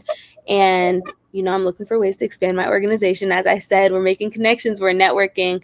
And she was nice enough to kind of introduce this opportunity to me for ways that her and I can both stand out in going into dermatology. And so she was researching opportunities for undergrad students, and she came across a program at UPenn. And she realized there's no application date. There's details about the program, but there's nowhere to apply. And so she reached out, and they basically got back to her and were like, hey, this is only for UPenn undergrad students, but we're actually looking to expand. However, they did say that we needed some money for that. And so, yeah, that's what we're looking to get right now, to send some Howard students to UPenn to learn about that. And didn't you need help? Weren't you trying to get in somewhere too yourself? After you did the MA thing, you already have a place. Weren't you looking for an externship? Oh, yes. I actually ended up finding one. I think since we talked last time, I actually ended up finding one. It's in the DMV. So this summer, right after, while I'm in DC, I can still go there. But afterwards, when I'm back home, I will be looking for somewhere that I can work as a medical assistant in Pennsylvania. All right. So anyone who's listening, any particular requirements that you are looking for? I just want to be a medical assistant, preferably with, preferably in a community where I will get to see a lot of minorities. But yeah, just being a medical assistant and getting that clinical exposure. When we close up, I'm going to ask you some questions that every time you come back, we'll check in with that. And so you'll come back every semester, kind of give us a summary of what your last semester was and what to expect moving forward. And then we'll check in on your perspective on the healthcare industry, what it means to be a physician, and how that evolves over the course of time. We've done that with all of our Becoming series. So, like you're first you're a first guest star that's a second person in that series. So we have Becoming a Physician with Clarence Sams. We have Becoming Doctor of Nursing Practice with now Dr. Demetrius Kirk, a doctorally prepared nurse. Becoming a Midwife with Charity Bean, who is founder of the Doula Lab. And Demetrius, he's founder of SMK Medical. He actually just put out a SaaS tech app. He just did a pitch competition. He was number 2. And they said next time he comes back and proves he can make money, they'll give him a check for $1 million.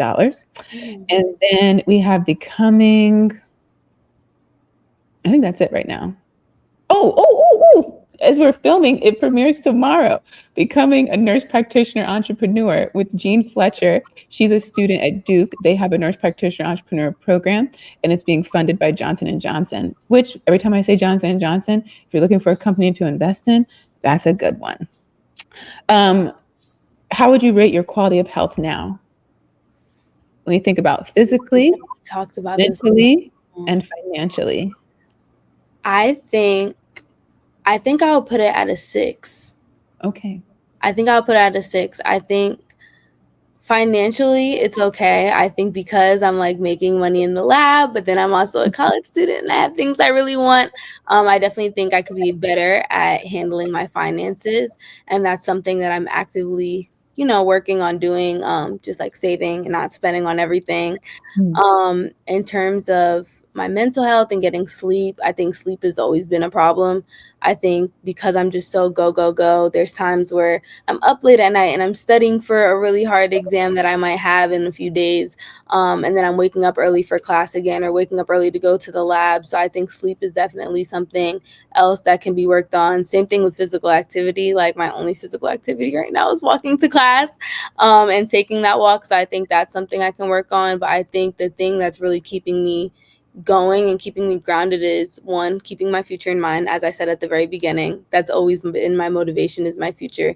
And then 2, having people on campus that support me, like my friends, going home and just like hanging out with them or something like that always brightens my mood. And so even if I'm tired, even if I'm stressed, I think seeing my friends definitely always helps. Do you have a spiritual practice? Yes, I'm Christian. I should have said this to begin with. I read my Bible and I definitely pray. I think praying is something that I don't think it's something I really did in high school, but I think now that I'm finishing up college, I think it's becoming more of a consistent practice for me, is praying and just like trusting in God. And I think that goes back to the make a decision or make a choice and make that the right decision, because I trust that like it's in God's plan and it's God's path. And so that's something I also rely on. I really love that. This is your third time saying that. Make a choice and make that the right decision. You should coin that. That could be your tagline. I really like that a lot. So you mentioned a lot of things that could use improvement. Let's pick one thing that you can do tomorrow.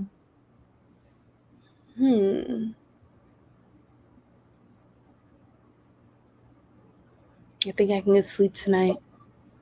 Oh, so like 30 minutes, an hour. What are we thinking? I think tonight I can get a full 8 hours of sleep. And what's one change you can make that you can be consistent about? I think eating better would be a good one to start out. What would that look like? Meal prep. And I think, thinking of my finances, I spend a lot of money on DoorDash as a college student, and that's not always the healthiest food. So I think eating better and making my own meals will help me not only in terms of my physical health, but also finances. So I think that's something moving forward. And how would you get those groceries? I'm not gonna lie, my parents do help me pay for groceries. So using my groceries and using the money that they give me to not buy cookies and junk food, but to buy more sandwiches and salads and stuff like that. Like physically, you go pick up your groceries, or you would have them delivered? No, I have them delivered most of the time. And very realistic. It can save a ton of time. And there's gives and takes, because I used to do that too. But you know what I never saw in there? Sales, right? There's never sales on the app, and they always charge a little bit more, but the convenience, it was worth it. There's always going to be some give and take in life. And then think about veggie bowls, right? You can have like 6 different veggies for the week, and you rotate them, and you have a different protein. And so that can get you all the way through the end of the week. And then I'm realistic too, right? Don't give up your cake and your cookies. But what I have done for a long time is I just save them for the weekend. And I don't binge on the weekend, but I have it to look forward to. It doesn't slow me down during the week. When you're very busy, you need to be able to perform at an optimal level. And so your food is either your fuel or it's putting you to sleep. And I need to be wide awake and thinking very clearly. And so during the week, I try to eat as clean as possible, raw foods. I love juicing.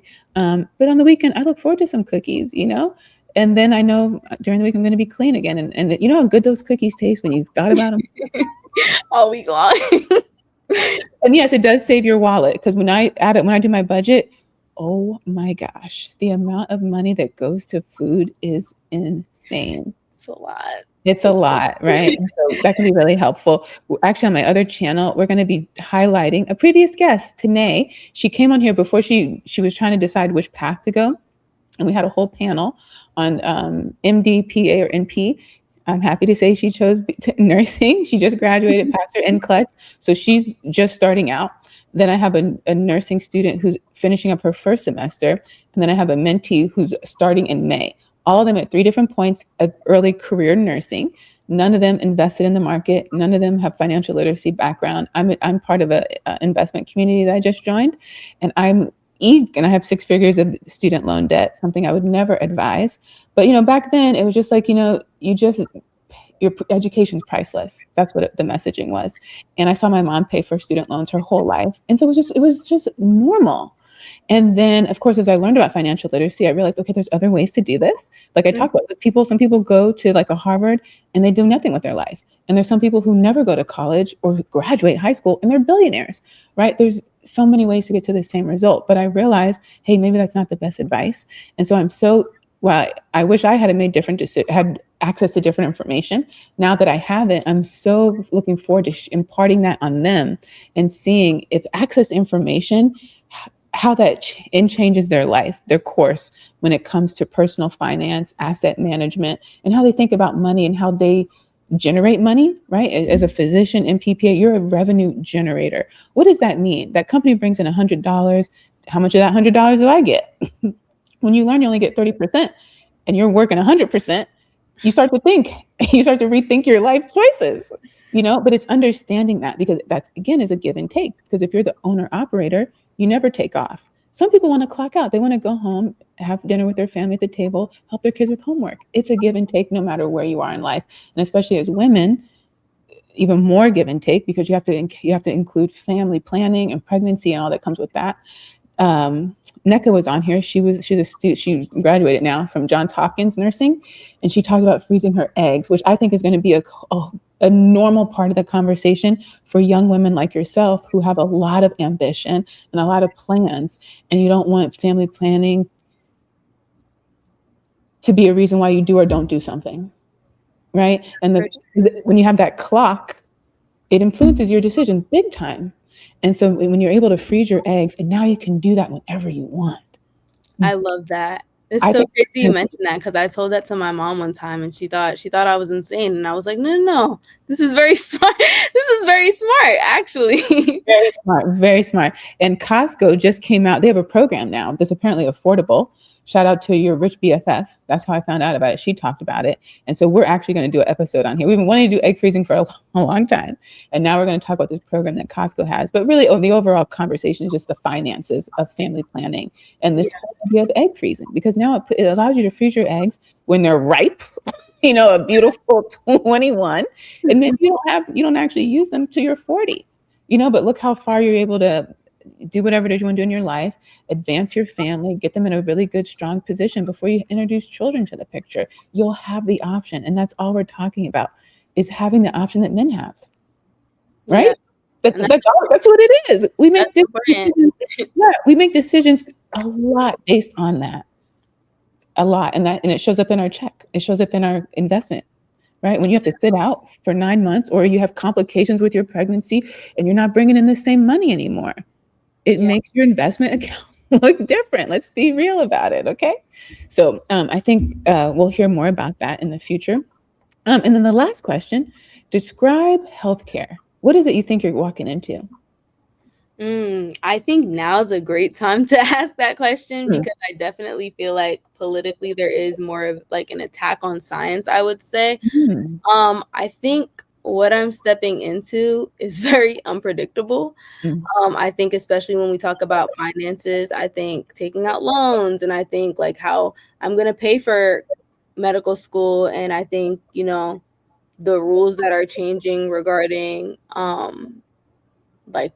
minorities going into healthcare, and like looking at certain things and taking certain things into consideration. I think a lot of that is changing. So with that in mind, I don't entirely know what I'm walking into. I think competitiveness is definitely going to be the key word here, because I think that's something that's going to keep on repeating. I keep on hearing statistics saying that like medical school is just harder and harder and harder to get into, or your MCAT score needs to be higher and higher and higher. And so I think that's really what I'm preparing for, is it being extremely competitive, and more than everybody who's older than me and who's already there telling me it's competitive, I'm just prepared for it to be even more competitive than it already is. And I forgot, I went on a tangent. Those 3 ladies, I'm going to be sharing their journey on my other channel and sharing financial literacy with them and getting them started in investing and just seeing where it goes, and then, so the healthcare thing that you're talking about, I think it is interesting, but what is it? Because you said you want to help people. What is it you picture your day like when you say helping people? What do you picture that day-to-day is going to actually look like? Yes. So I think my day-to-day, and I know, again, when I spoke with you the first time, I emphasized that work-life balance is something that's very important to me. And it wasn't necessarily why I wanted to go into dermatology, but once I found it out, it was like a bonus, because a lot of doctors do struggle to have that work-life balance. And so, when I reach my goals, I don't see myself working 5 or 6 days a week. I definitely don't envision going into my practice or the office or working and interacting with patients that often, maybe like 2 or 3 days a week. And then maybe on my off days or on my off time, that is when I'm managing my organization and doing stuff like that. And that's something that, you could do from home. You could do that while you're at home and while you're with your family. So I definitely envision my life looking like that. Yeah, or you could do it from some beach or some island. Yeah, right. That would be nice. All those options. We're talking about options, right? And the future is bright. Yeah, we have a lot of problems in healthcare. Yes, there are a lot of challenges, But you can obtain that education, and then with information like understanding the gaps, how to solve those problems, how to manage money, you can create the life you want, right? It doesn't have to be that traditional path that you talked about before. Are you familiar with Dr. Iggy? Have you heard about what's happening with him right now? Yes, it's when I believe he's kind of taking a step back from medicine to go into influencing. Yeah, what are your thoughts about that? You see this guy who spent almost 20 years. Okay, that's his adulthood. That's his youth. Long time. And now he's stepping away. I honestly think it's good for him. I know a lot of people are kind of hating on it, like, oh, we need more doctors, or oh, there's not a lot of representation and you're taking a step back. But I think it kind of goes to what you were saying, where like you can take a step back and actually help a whole lot more people. And so it's like, even though he's taking a step back, he's not like, oh, I don't care about all of these people, I don't care about all of these patients. The time that it would take for him to see 10 patients, in 20 minutes, he can reach thousands of people through influencing. So I'm not mad at it. I think it's good for him. I think it's good for the community. And I think that being that social media is something that's growing so much, we do need reliable information. There's so much false information. There's so many things going on that like are just, people start doing crazy stuff and it's not even, scientifically proven. So I think having someone who has that 20 years of experience going into a platform like TikTok or wherever he's making his content, I think it's beneficial and I think it's really good. And I think it's good for him and I think it's good for everybody ultimately. So I'm not against it. I'm all for it. And your thoughts on your thoughts on, okay, I'm working this hard to get to this point. Someone has done that and they're stepping away. Do you feel like you understand what it is you're stepping into when you see that? Yeah, I do. I do. And I know that there have been times where like, I've heard of people saying this as well, where they want to shadow somebody or they talk to a doctor and they're like, hey, are you sure? Are you sure this is what you want to do? Like, do you know what you're getting yourself into? And I feel like I do know what I'm getting myself into. And I think, I'm sure they said this at this point too, but I feel like I'm ready for the commitment. Like, I don't know. I feel like I don't want to work the 5 days a week. I don't want to have that, but I still want to impact a lot of people. And I think that like that's my goal right now. And I think, I plan to execute that. And I think like I think the work-life balance is really important. I think that's why a lot of people get to that point where they're like, okay, I need to take a step back because they're like, whoa. But yeah, I feel like I know what I'm getting myself into. I think so too. And that gentleman, his name is Dr. I don't know if that's his actual name, but he says Dr. Iggy. And he is now he's considering himself a full-time content creator, pre-med coach, orthopedic spine surgeon, man of faith. And he's in Atlanta for right now. And he stepped away after 15 years of training. And after getting his first attending job. And you said the key word right there, execute. And you have talked to us over an hour about how you execute. So we have no doubts that you'll be able to do that too. How can people connect with you? And can you give the name of your organization again? Yes, it's the Howard University Undergraduate Society of Dermatology. We just put it as HUUSOD most of the time, so HUUSOD. And if you look that up on Instagram, our organization would come up as well. And then in terms of ways to contact me, my LinkedIn is my name, so Ijenna Adibe, Ijenna, and then my last name is Adibe. And my Instagram is Ijenna Olivia, so Ijenna Olivia. And how can we support you until we see you again? Honestly, you've been very supportive already. I feel like every time I talk to you, you know somebody and you're like, do you know this person? You need to get in contact with this person. And I feel like that's been amazing. I think that as I continue to network, everybody you tell me about, I literally look them up on LinkedIn and connect with them right away. And I have plans to reach out to them and stuff like that. So I think right now, that's the biggest thing. And honestly, even this podcast, like, thank you so much for having me on here. Cause I know that when this comes out, like that's already so many people that I'm reaching and so many people who can, possibly support me and so many people who I can continue to support. So I think everything you're doing is amazing. And I'm very thankful. Well, thank you so much. And like I tell everyone, there's no me without you. Otherwise I'd be talking to myself. So we thank you so much. We look forward to documenting the rest of your journey, and we give space for you to change your mind. we want you to feel so comfortable to be able to do that and come back. Okay. Life happens. We change our mind. The world changes. And that's the beauty of life, is every single day you have that right to make a decision that's different than the one you made yesterday. Yes. Thank you. Yes, and we thank Clarence for helping us kick off this series, and he's been kind enough also to reach out and respond to my request to connect with you. Remember, everyone, you can email us your questions or show ideas at tmi.melanin@gmail.com. If you haven't already, this is your chance to subscribe. Leave us a thumbs up, give us a comment, 5 stars on Apple or Spotify podcasts, and share this episode with at least one person who's interested in becoming a physician. At the time of this recording, we release new episodes every Saturday at 8 a.m. Eastern on YouTube and LinkedIn, and we drop the audio at 5 a.m. on all your favorite podcast apps. So our night shift friends can be the first to get something and not the last. We thank you all for watching. We'll see you.